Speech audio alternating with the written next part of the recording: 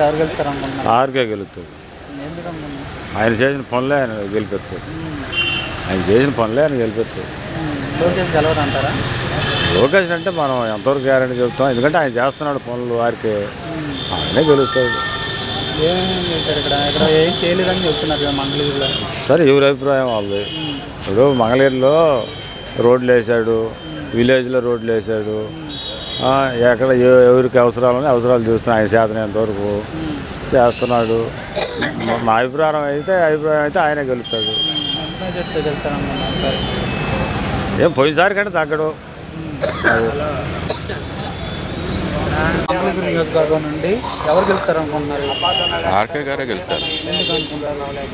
పనులు బాగా చేస్తారు కదా, మంచి పనులు. ఏదైనా చిన్నవాళ్ళు వెళ్ళి పలకరించినా కూడా మాట్లాడతాడు. ఏదైనా పిలిచినా వస్తాడు. ఏ పని చెప్పినా అడిగినా చేస్తాడు. కొంచెం చాలా మంచితనం ఉంది. చాలా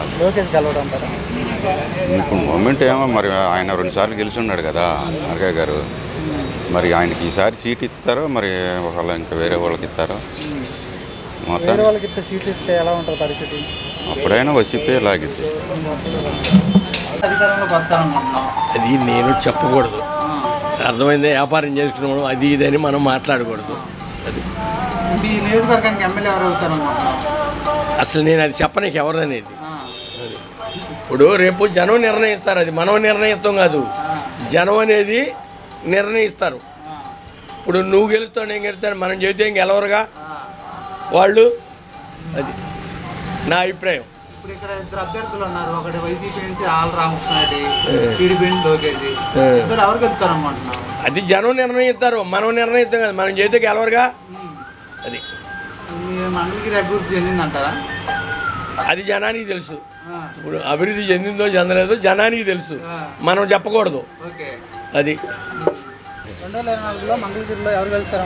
నాకు తెలియదండి. మీ ఎమ్మెల్యే ఎవరు తెలుసా? మా ఎమ్మెల్యే కూడా తెలియదు నాకు. మీ ఎమ్మెల్యే ఎవరు తెలియదు? అదేంటి మీ ఎమ్మెల్యే తెలియపడం? మాది సిపిఎం పార్టీ అండి. అది ఆగిపోయింది ఇప్పుడు. అది మామూలుగా మీరు సిపిఎం కదా, అసలు నియోజకవర్గంలో పరిస్థితి ఎలా ఉంది చెప్పండి. ఏముంది? Like and subscribe Eagle Media Works.